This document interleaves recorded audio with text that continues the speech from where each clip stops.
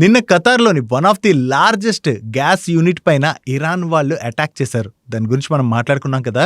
దీని తర్వాత దీని వలన ప్రొడక్షన్ పైన ఎంత ఇంపాక్ట్ పడొచ్చన్న దాని గురించి ఖతార్ దగ్గర నుంచి అఫీషియల్ అనౌన్స్‌మెంట్ అయితే వచ్చింది. ఈ అనౌన్స్‌మెంట్ వచ్చిన తర్వాత ఈరోజు various media platforms next 5 years పాటు గ్యాస్ దొరకడం కష్టం అన్నట్టుగా వీడియోస్ అయితే రిలీజ్ చేస్తున్నాయి. నిజంగా నెక్స్ట్ 5 ఇయర్స్ గ్యాస్ దొరకడం కష్టమా? ఒకవేళ కష్టం అయినట్లయితే ఏ కంట్రీస్ పైన దీని యొక్క ఇంపాక్ట్ ఎంత ఉండొచ్చు? అండ్ ఇండియా పైన దీని వల్ల ఇంపాక్ట్ ఉంటుందా లేదా? వీటన్నిటి గురించి కూడా మనం ఈరోజు వీడియోలోని డీటెయిల్ గా మాట్లాడుకుందాం. దీంతో పాటుగా లాస్ట్ ఫ్యూ డేస్ నుంచి అంటే వార్ స్టార్ట్ అయిన దగ్గర నుంచి క్రూడ్ ప్రైస్లు పెరిగినా కూడా ఇప్పటి వరకు పెట్రోల్ ఆర్ డీజిల్ ప్రైసెస్ ని ఓఎంసీస్ పెంచలేదు కదా. కానీ ఇప్పుడు పెట్రోల్ ప్రైస్ పెంచుతున్నట్టుగా మీడియా ప్లాట్ఫామ్స్ అయితే రిపోర్ట్ చేస్తున్నాయి. ఎంత ప్రైస్ పెంచారు అండ్ ఫ్యూచర్ లో ఇంకా పెరిగేటువంటి అవకాశం ఉందా? వీటన్నిటి గురించి మాట్లాడుకోవాలి. వీటితో పాటు ఈ రోజు మార్నింగ్ మార్కెట్ పాజిటివ్ లోనే ఓపెన్ అయినా చివరికి క్లోజ్ అయ్యే టైం కి మార్కెట్ లోని బాగానే ఫాల్ కనపడింది కదా. హై నుంచి చూసినట్లయితే బాగానే మార్కెట్ పడింది కదా. దానికి ఉన్నటువంటి ఇంపార్టెంట్ థింగ్స్ గురించి కూడా మనం డిస్కస్ చేసుకుందాం. దీంతో పాటుగా మార్కెట్ లో మరిన్ని ఇంపార్టెంట్ అప్డేట్స్ ఉన్నాయి. అన్ని కూడా 1 by 1 క్విక్ గా డిస్కస్ చేసేద్దాం. ముందుగా మార్కెట్ అప్డేట్ చూసినట్లయితే ఈ రోజు సెషన్ లో సెన్సెక్స్ 325 పాయింట్స్ పెరిగి 74,532 పాయింట్స్ కి క్లోజ్ అయినట్లయితే నిఫ్టీ 112 పాయింట్స్ పెరిగి 23,114 పాయింట్స్ కి క్లోజ్ అయింది. అండ్ ఈ రోజు సెషన్ లో మిడ్ క్యాప్ ఇండెక్స్ 0.66% పెరిగినట్లయితే స్మాల్ క్యాప్ ఇండెక్స్ 0.47% పెరిగింది. And bank Nifty almost flat గా క్లోజ్ అయింది. నిన్న ఇరాన్ వాళ్ళు ఖతార్ కి చెందినటువంటి one of the largest gas plant ని హిట్ చేశారు. దాని గురించి మనం మాట్లాడుకున్నాం కదా. ఈ గ్యాస్ ప్లాంట్ ని వీళ్ళు హిట్ చేసిన తర్వాత నిన్న ఈవినింగ్ ఖతార్ దగ్గర నుంచి దీని రిలేటెడ్ గా అఫీషియల్ గా అయితే అనౌన్స్మెంట్ వచ్చింది. వీళ్ళు దీన్ని హిట్ చేయడం వలన ఓవరాల్ గా 12.8 MTPA ప్రొడక్షన్ అయితే దెబ్బతింటుందని, దీని వలన వీళ్ళ ఓవరాల్ రెవెన్యూస్ లోని పెర్ ఇయర్ $20 బిలియన్ వరకు కూడా వీళ్ళు నష్టపోయేటువంటి అవకాశం ఉన్నదని, అండ్ వీళ్ళ టోటల్ ఎక్స్పోర్ట్స్ లో ఇది 17% వరకు ఉంటుందని చెప్పి ఖతార్ దగ్గర నుంచి స్టేట్మెంట్స్ వచ్చాయి. అండ్ అంతేకాకుండా ఈ దెబ్బతిన్న యూనిట్స్ ని రిపేర్ చేసి ఫుల్ ఫ్లెజ్డ్ గా ఆపరేషన్ లోకి తీసుకురావడానికి 5 ఇయర్స్ టైం పడుతుందని చెప్పి వీళ్ళైతే అనౌన్స్ చేశారు. వీళ్ళ దగ్గర నుంచి ఈ స్టేట్మెంట్ వచ్చిన తర్వాత మన ఇండియన్ మీడియాలో మీరు చూసారనుకోండి, నెక్స్ట్ 5 ఇయర్స్ అసలు గ్యాస్ దొరకడం చాలా ఇబ్బంది, గ్యాస్ దొరకదు అన్నట్టుగా వేరియస్ వీడియోస్ అయితే సర్క్యులేట్ అవుతున్నాయి. సో అసలు వీళ్ళ ప్రొడక్షన్ యూనిట్స్ దెబ్బతిన్నాయి అన్నారు కదా. సో ఆ ప్రొడక్షన్ యూనిట్స్ ఏవైతే దెబ్బతిన్నాయో అక్కడి నుంచి సప్లైస్ ఏ కంట్రీస్ కి వెళ్తాయి అన్నది మనం చూడాలి. దాన్ని బట్టి మన పైన ఇంపాక్ట్ ఎంత ఉంటుంది అన్నది మనకి క్లియర్ గా అర్థమవుతుంది. మీకు ఇక్కడ ఒక ఇమేజ్ డిస్ప్లే చేస్తాను చూడండి.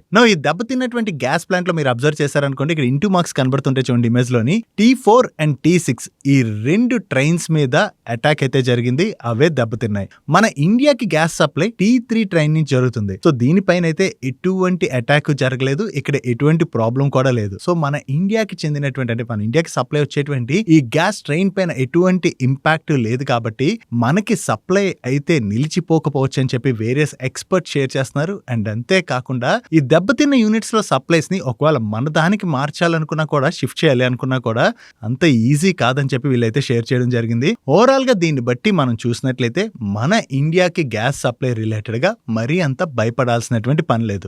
ఈ దెబ్బతిన్నాయి కదా, 2 ట్రైన్స్ దెబ్బతిన్నాయి కదా, దాని వలన ఇంపాక్ట్ అయ్యేటువంటి కంట్రీస్ మనం చూసినట్లయితే China, Italy, south Korea, Belgium ఈ 4 కంట్రీస్ కి ఈ ట్రైన్స్ నుంచి గ్యాస్ సప్లై అయితే జరుగుతుంది. కాబట్టి మెయిన్లీ ఈ 4 కంట్రీస్ పైనే ఎక్కువగా ఇంపాక్ట్ పడేటువంటి అవకాశం ఉంది. దట్టు దీన్ని కంప్లీట్ గా రిపేర్ చేసి ఫుల్ ఫ్లెజ్డ్ గా ఆపరేషనలైజ్ చేయాలంటే 5 ఇయర్స్ టైం పడుతుంది అంటున్నారు. కాబట్టి ఈ 5 ఇయర్స్ పాటు వీళ్ళకి వెళ్ళేటువంటి సప్లైస్ కొంత తగ్గచ్చు. కాబట్టి డెఫినెట్ గా ఈ కంట్రీస్ పైన ఇంపాక్ట్ అయితే ఉండేటువంటి అవకాశం ఉంది. మన ఇండియా విషయంలోనంటే అంత ఇంపాక్ట్ ఉండదు అన్న ఒక క్లారిటీ వచ్చేసరికి ఈ రోజు మార్నింగ్ మార్కెట్ కొంత పాజిటివ్ గా రియాక్ట్ అయింది. దీంతో పాటుగా యుఎస్ ప్రెసిడెంట్ అయినటువంటి డొనాల్డ్ ట్రంప్ దగ్గర నుంచి అండ్ అలాగే ఇజ్రాయెల్ దగ్గర నుంచి కూడా ఎటువంటి స్టేట్మెంట్స్ వస్తున్నాయంటే, మేము ఫర్దర్ గా ఇరాన్ కి చెందినటువంటి ఎనర్జీ ఇన్ఫ్రాస్ట్రక్చర్ పైన ఎటువంటి అటాక్స్ చేయమని చెప్పి 2 కంట్రీస్ కూడా చెప్తున్నాయి.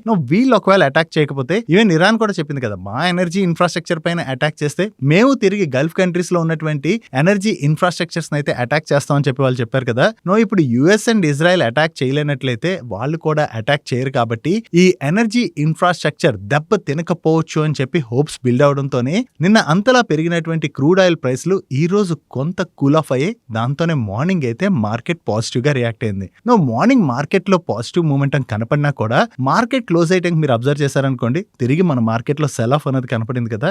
దానికి మెయిన్ రీజన్ ఏంటంటే నిన్నే మనం మాట్లాడుకున్నాం కదా, డాలర్కి అగెనిస్ట్ గా మన ఇండియన్ రూపీ అయితే కంటిన్యూస్ గా ఫాలో అవుతుంది. ఈ రోజు ఏకంగా 93 రూపీస్ ని క్రాస్ చేసేసింది. నువ్వు ఇండియన్ రూపీ ఇంతలా వీక్ అవుతున్నట్లయితే మనం ఎటువంటి ప్రొడక్ట్స్ ని మన కంట్రీలోకి ఇంపోర్ట్ చేసుకోవాలనుకున్నా కూడా మనం డాలర్స్ లోనే పేమెంట్స్ చేస్తుంటాం కాబట్టి మన ఇంపోర్ట్ బిల్ అన్నది పెరిగిపోద్ది. దానివల్ల ఇండియన్ ఎకానమీ ఇంపాక్ట్ అవుతుంది. కాబట్టి ఈ రోజు సెషన్ లో మన మార్కెట్ లోని తిరిగి సెల్ ఆఫ్ అన్నది చూసాం. ఒకవేళ మన రూపీలోని ఇటువంటి వీక్నెస్ ఫర్దర్ గా కూడా కంటిన్యూ అయినట్లయితే డెఫినెట్ గా మన ఇండియా పైన అయితే ఇంపాక్ట్ పడేటువంటి అవకాశం ఉన్నది. దీని రిలేటెడ్ గా ఆర్బీఐ ఏమైనా స్టెప్స్ తీసుకుంటుందేమో మనం చూడాలి. దీంతో పాటుగా ఇప్పుడు గోల్డ్మెన్ సాక్స్ వాళ్ళు ఏం చెప్తున్నారంటే స్టిల్ ఈ రోజు క్రూడ్ కొంత తగ్గినా కూడా స్టిల్ క్రూడ్ అయితే $100 అబోవ్ లోనే ట్రేడ్ అవుతుంది కదా.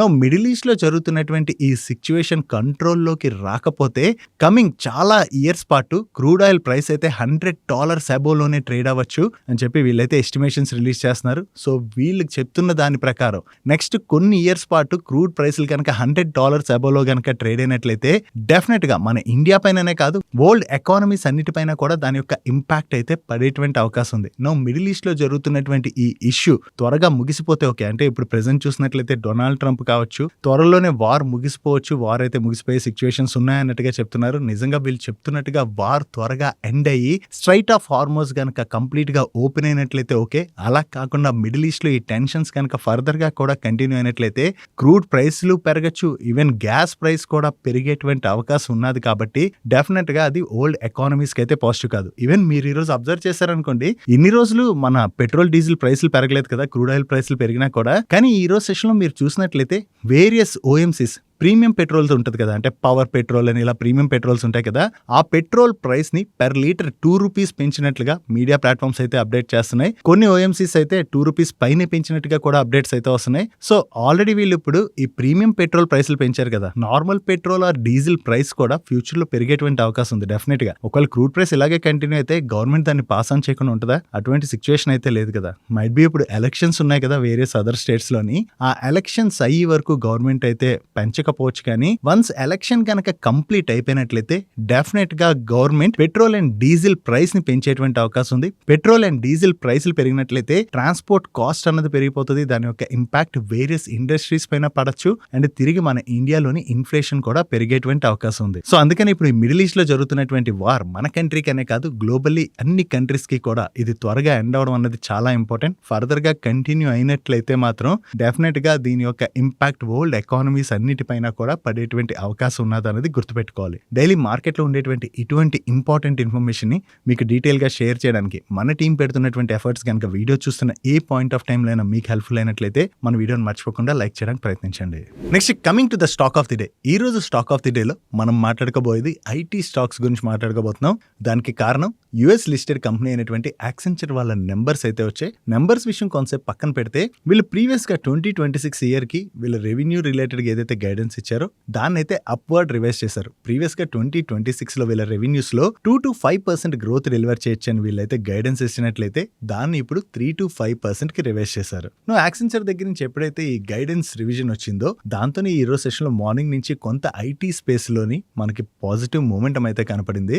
మైట్ బి యాక్సెంచర్ ఇప్పుడు గ్రోత్ గైడెన్స్ రివైజ్ చేసింది కదా, అంటే వాళ్ళకి పాజిటివ్ ట్రెండ్ ఏమైనా కనపడుతుందేమో, దాంతో రివైజ్ చేసి ఉండొచ్చు. మన ఐటీ కంపెనీస్ నెంబర్స్ ఎలా వస్తాయి అండ్ వీళ్ళ గైడెన్స్ ఏమైనా అప్వర్డ్ రివైజ్ చేస్తారా ఈ క్వార్టర్ లోని, మనం వీటిని అయితే ట్రాక్ చేయాలి. దీంతో పాటుగా ఇప్పుడు మన రూపీలో ఏదైతే వీక్నెస్ కనపడుతుందో దాని వలన కూడా మన ఇండియన్ ఐటీ సర్వీస్ ఎక్స్పోర్ట్ చేసేటువంటి కంపెనీస్ ఏవైతే ఉన్నాయో వాటన్నిటికీ కూడా ఈ క్వార్టర్ లోని అది డెఫినెట్ గా పాజిటివ్ అయ్యేటువంటి అవకాశం ఉంది. కాకపోతే ఈ ఐటీ సెక్టర్ రిలేటెడ్ గా మనం మాట్లాడుకునేటప్పుడు ఏఐ యొక్క ఇంపాక్ట్ గురించి కూడా డిస్కస్ చేసుకోవాలి. రీసెంట్ గా సిఎల్ఎస్ఏ వాళ్ళు ఏం చెప్తున్నారంటే మన ఇండియన్ ఐటీ సర్వీస్ కంపెనీస్ పైన ఏఐ యొక్క ఇంపాక్ట్ వెంటనే ఉండకపోవచ్చు అని వీళ్ళు చెప్తున్నారు. కానీ స్టిల్ ఇప్పటికీ మనం చెక్ చేసినట్లయితే వీళ్ళకి వచ్చేటువంటి న్యూ ఆర్డర్స్ ఉంటాయి కదా, అవైతే కొంత డిలే అవుతున్నాయి. దానికి కారణం క్లయింట్స్ ఈ ఏఐ రిలేటెడ్ గా న్యూ అప్డేట్స్ ఏవైతే వస్తున్నాయో వాటిని ట్రాక్ చేయడం వలన కొంత వెయిట్ అండ్ వాచ్ మూమెంట్ లోనే ఉన్నారు. దట్టు యుఎస్ ఎకానమీ కూడా ఇప్పుడు ఇంపాక్ట్ అవుతుంది కదా. దానివల్ల వీళ్ళకి వచ్చేటువంటి ఆర్డర్స్ కనుక ఫర్దర్ గా డిలే అయితే మన ఐటీ స్పేస్ లో తిరిగి ప్రెషర్ చూసేటువంటి అవకాశం ఉంది. దట్టు ఇప్పుడు ఏ రిలేటెడ్ గా కూడా న్యూ అప్డేట్స్ ఏవైనా వచ్చి దాని వలన మళ్ళీ ఐటీ సెక్టర్ పైన ఇంపాక్ట్ పడుతుంది అన్నారనుకోండి, మళ్ళీ తిరిగి మనం ఐటీ స్పేస్ లోని ప్రెషర్ చూసేటువంటి అవకాశం ఉన్నది. కాబట్టి ఈ టైంలోని స్టాక్స్ బాగా కరెక్ట్ అయి ఉన్నాయి కదా అని చెప్పి తొందర పడిపోయి ఇన్వెస్ట్ చేసే కన్నా కొంత వెయిట్ చేసి ఏ యొక్క ఇంపాక్ట్ మన ఐటీ కంపెనీస్ పైన ఏ విధంగా ఉంటది అని మనకు ఒక క్లారిటీ వచ్చిన తర్వాత ఇన్వెస్ట్మెంట్ రిలేటెడ్ డెసిషన్ తీసుకోవడం అన్నది better. Next happiest minds related గా మాట్లాడుకోవాలి. ఈరోజు సెషన్ లో మీరు అబ్జర్వ్ చేసినట్లయితే హ్యాపీయెస్ట్ మైండ్ స్టాక్ లో చాలా పాజిటివ్ మూమెంటం కనపడింది కదా. దీనికి రీజన్ ఏంటంటే ఎకనామిక్ టైమ్స్ వాళ్ళు వాళ్ళ సోర్సెస్ ద్వారా తెలిసినటువంటి ఇన్ఫర్మేషన్ ప్రకారం హ్యాపీయెస్ట్ మైండ్స్ లోని ఈక్విటీ పార్ట్నర్స్ వాళ్ళు అండ్ అలాగే ఐటీసీ ఇన్ఫోటెక్ ఈ రెండు కూడా మెజారిటీ స్టేక్ ని అక్వైర్ చేయడానికి చూస్తున్నట్టుగా వీళ్ళైతే రిపోర్ట్ చేశారు. యాక్చువల్లీ ఈ హ్యాపీయెస్ట్ మైండ్స్ యొక్క ప్రమోటర్ అయినటువంటి అశోక్ సూత గారు ఎవరైతే ఉన్నారో ఆయన ఏజ్ అయితే బాగా పెరిగిపోయింది కదా, దాంతోనైతే స్టేక్ సెల్ చేయడానికి చూస్తున్నారు అని చెప్పేసి వీళ్ళైతే రిపోర్ట్ చేశారు. కానీ ఈ రోజు ఆఫ్టర్నూన్ కి హ్యాపీయెస్ట్ మైండ్స్ వాళ్ళ దగ్గర నుంచి దీని రిలేటెడ్ గా క్లారిఫికేషన్ అయితే వచ్చేసింది. వీళ్ళు ఏం చెప్తున్నారంటే మీడియా ప్లాట్ఫామ్స్ రిపోర్ట్ చేస్తున్నట్టుగా మేమైతే ఇటువంటి స్టేక్ సేల్ రిలేటెడ్ గా ఎటువంటి డిస్కషన్స్ లో కూడా లేము. సో యాజ్ ఆఫ్ నో ఇటువంటివి ఏవి జరగట్లేదు కాబట్టి మేము ఎక్స్చేంజెస్ కి ఇప్పుడే ఏమి అప్డేట్ చేయలేమని చెప్పి వీళ్ళైతే క్లారిఫికేషన్ రిలీజ్ చేస్తారు. సో వీళ్ళ దగ్గర నుంచి వచ్చినటువంటి క్లారిఫికేషన్ బట్టి చూస్తే as of now Happiest Minds లోని మెజారిటీ స్టేక్ సెల్ చేయడానికి కంపెనీ అయితే చూడలేనట్టుగా మనం అయితే అర్థం చేసుకోవచ్చు. బట్ స్టిల్ ఈ రోజు సెషన్ లో స్టాక్ అయితే బాగానే పాజిటివ్ గా రియాక్ట్ అయింది. నెక్స్ట్ ఎటర్నల్ రిలేటెడ్ గా మాట్లాడుకోవాలి. ఈ ఎటర్నల్ లోని ఫుడ్ డెలివరీ బిజినెస్ జొమాటో ఏదైతే ఉందో ఈ జొమాటో వాళ్ళు వాళ్ళ ప్లాట్ఫామ్ ఫీని ₹2.40 అయితే పెంచినట్టుగా అప్డేట్స్ అయితే వస్తున్నాయి. సో ₹2.40 పెంచడంతో వీళ్ళ ప్లాట్ఫామ్ ఫీ ₹12.50 నుంచి ₹14.90 పెరిగింది. నో ఈ ప్లాట్ఫామ్ ఫీ పెంచడం వల్ల ఓవరాల్ గా అది జొమాటో వాళ్ళకి అయితే పాజిటివ్ కానుంది. వీళ్ళు ప్లాట్ఫామ్ ఫీ ₹1 కనుక పెంచారనుకోండి, దాని వలన వీళ్ళ ఎబిటా 85 to 90 crores పెరగచ్చు అని చెప్పి ఎస్టిమేషన్స్ అయితే వస్తున్నాయి. ప్రెసెంట్ వీళ్ళు ₹2.40 పెంచారు కాబట్టి వీళ్ళ ఎబిటా దగ్గరగా 200 కోట్ల పైన పెరిగేటువంటి అవకాశం అయితే ఉంది. ఓవరాల్ గా దీనివల్ల జొమాటోలో ఆర్డర్ పెట్టుకునే వాళ్ళపైన ఫర్దర్ గా బర్డెన్ పడచ్చు, కానీ కంపెనీకి అయితే ఇది పాజిటివ్ కానుంది. Next Gujarat government Tata power వాళ్ళతోని వీళ్ళ ముంద్రా పవర్ ప్లాంట్ నుంచి పవర్ సప్లై రిలేటెడ్ గా పవర్ పర్చేస్ అగ్రిమెంట్ లోకి ఎంటర్ అయినట్టుగా మార్నింగ్ నుంచి వేరియస్ మీడియా ప్లాట్ఫామ్స్ అయితే రిపోర్ట్ చేశాయి. దీనికి టాటా పవర్ వాళ్ళ దగ్గర నుంచి క్లారిఫికేషన్ కూడా వచ్చేసింది. గుజరాత్ క్యాబినెట్ ఆల్రెడీ ఈ పవర్ పర్చేస్ అగ్రిమెంట్ సప్లిమెంటరీని అయితే అప్రూవ్ చేసిందని, త్వరలోనే Gujarat Urja Vikas Nigam limited and Tata power ఈ పవర్ పర్చేస్ అగ్రిమెంట్ అయితే సైన్ చేయబోతున్నట్టుగా వీళ్ళు ఎక్స్చేంజెస్ కి క్లారిఫికేషన్ రిలీజ్ చేశారు. సో గుజరాత్ గవర్నమెంట్ ఈ పవర్ పర్చేస్ అగ్రిమెంట్ ఏదైతే సైన్ చేయబోతున్నారో ఇది టాటా పవర్ రిలేటెడ్ గా మనం పాజిటివ్ గా చూడొచ్చు. Next diabetic and weight loss drug అయినటువంటి సెమీ గ్లూటెడ్ రిలేటెడ్ గా పేటెంట్ మన ఇండియాలోని ఈ మార్చ్ 20th కి ఎక్స్పైర్ అవడంతో ఈ రోజు నాట్కో ఫార్మా వాళ్ళు ఈ సెమీ గ్లూటెడ్ జెనరిక్ వెర్షన్ అయితే మన ఇండియాలో లాంచ్ చేసినట్టుగా ఎక్స్చేంజెస్ కి అప్డేట్ చేస్తున్నారు. దీని యొక్క స్టార్టింగ్ ప్రైస్ ₹1,290. యాక్చువల్లీ దీని యొక్క సేల్స్ చాలా బాగా జరిగేటువంటి అవకాశం ఉన్నదని చెప్పి మార్కెట్ అయితే ఎక్స్పెక్ట్ చేస్తుంది. అండ్ దీని జెనరిక్ వెర్షన్ ని మన ఇండియాలో చాలా ఫార్మా కంపెనీసే లాంచ్ చేయబోతున్నాయి. సో దీని సేల్స్ గనక బాగా జరిగినట్లయితే దీన్ని లాంచ్ చేసేటువంటి ప్రతి ఒక్క ఫార్మా కంపెనీకి ఇది బెనిఫిట్ అవుతుంది. దీంతో పాటుగా ఈ సెమీ గ్లూటెడ్ ఇంజెక్షన్ కి కావాల్సినటువంటి పెన్స్ ఏవైతే ఉంటాయో వాటిని షలియా ఇంజనీరింగ్ వాళ్ళు సప్లై చేస్తారు కాబట్టి వాళ్ళకి కూడా ఇది పాజిటివ్ కానుంది. నెక్స్ట్ RNIT AI సొల్యూషన్స్ వాళ్ళకి తెలంగాణ గవర్నమెంట్ కి చెందిన తెలంగాణ టెక్నాలజీ సర్వీసెస్ లిమిటెడ్ దగ్గర నుంచి మల్టిపుల్ వర్క్ ఆర్డర్స్ వచ్చినట్టుగా వీళ్ళు షేర్ చేస్తున్నారు. ఈ ఆర్డర్స్ లో భాగంగా వీళ్ళు 3 years పాటు మీకు ఇక్కడ కనపడుతున్నటువంటి సర్వీసెస్ ఏవైతే ఉన్నాయో వీటిని తెలంగాణ టెక్నాలజీ సర్వీసెస్ లిమిటెడ్ వాళ్ళ కోసం ఇంప్లిమెంట్ చేయడంతో పాటు మెయింటెనెన్స్ సర్వీసెస్ కూడా ప్రొవైడ్ చేయవలసి ఉన్నది. సో తెలంగాణ గవర్నమెంట్ దగ్గర నుంచి మల్టిపుల్ ఆర్డర్స్ వీళ్ళు విన్ అయ్యారన్న అప్డేట్ తోనే ఈ రోజు సెషన్ లో స్టాక్ పాజిటివ్ గా రియాక్ట్ అయింది. నెక్స్ట్ బ్లూ స్ప్రింగ్ వాళ్ళు వాళ్ళ ఇండస్ట్రియల్ వర్టికల్ ని ఎక్స్పాండ్ చేసుకునేటువంటి ప్లాన్ లో భాగంగా స్టియాగ్ ఎనర్జీ సర్వీసెస్ లిమిటెడ్ లోని 100% స్టేక్ ని 180 crores కి ఎక్వైర్ చేస్తున్నట్టుగా అనౌన్స్ చేయడం జరిగింది. ఈ స్టియాగ్ ఎనర్జీ సర్వీసెస్ అనేటువంటి company one of the leading power services company and వీళ్ళ దగ్గర 7 gigawatt మేనేజ్డ్ అసెట్స్ అయితే ఉన్నట్టుగా వీళ్ళు షేర్ చేస్తున్నారు. ఓవరాల్ గా ఇప్పుడు వీళ్ళు ఎక్వైర్ చేస్తున్నటువంటి ఈ కంపెనీ టాప్ లైన్ లో 600 crores టాప్ లైన్ అయితే జనరేట్ చేస్తుంది. సో 600 crores రెవెన్యూస్ జనరేట్ చేస్తున్నటువంటి కంపెనీని వీళ్ళు 180 crores కి ఎక్వైర్ చేస్తున్నారంటే ఓవరాల్ గా ఇది లాంగ్ టర్మ్ లోని బ్లూ స్ప్రింగ్ వాళ్ళకి అయితే పాజిటివ్ కానుంది.